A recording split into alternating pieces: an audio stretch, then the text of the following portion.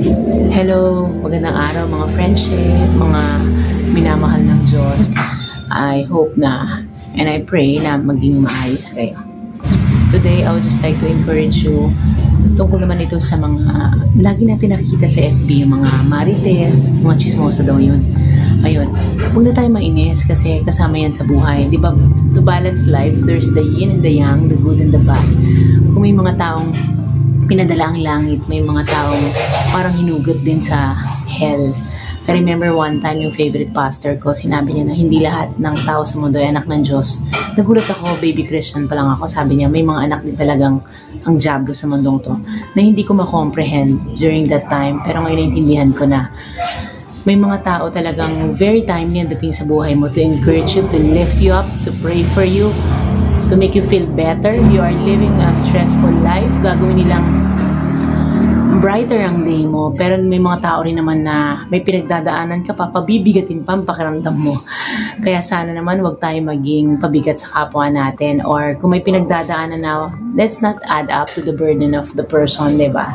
Ayun, tungkol naman sa mga chismos, sa mga marites, wag na nating intindihin kasi kasama sa life yan, even in show business, diba? May mga show, mga talk show, kasi ganun talaga tayo by nature. We are interested in the life of other people, diba? So, normal lang yan eh. Ang problema doon, nagpapaniwala pa tayo sa mga chismosa, diba? Basura ang bantenga natin. So, ang may diferensya tayo, kung nakikinig tayo, hindi ba natin kilala ang sarili natin? Walang iba nakakilala sa sarili natin, kundi tayo and the people that's close to us, diba?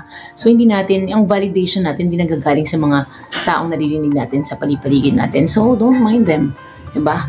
And they're not worth your time. Sabihan tayong ang naniniwala sa sabi-sabi ay walang bait sa sarili.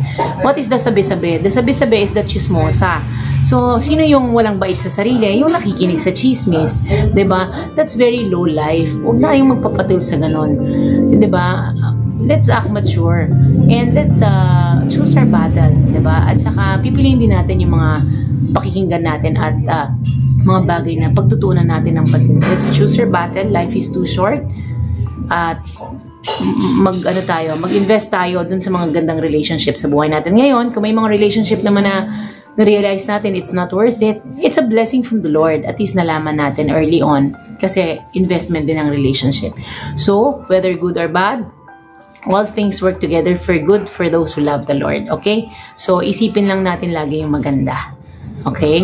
Na madudulot sa atin ng mga bagay-bagay. Kahit pangit pa yan, kahit ano pang pain yan, kahit ano pang sakit yan, sinabi man sa'yo o ginawa man sa'yo, may kapupulutan tayong aral and it's for our good. Okay? So, don't mind the chismis. Don't mind it, okay? You know yourself, alam mo, kilala mo ang sarili mo at pagkatao mo. And the people that's close to you, hindi maniniwala if they're for you. Okay? Ayun na si Dado na sa likod. Yun lang. God bless us all.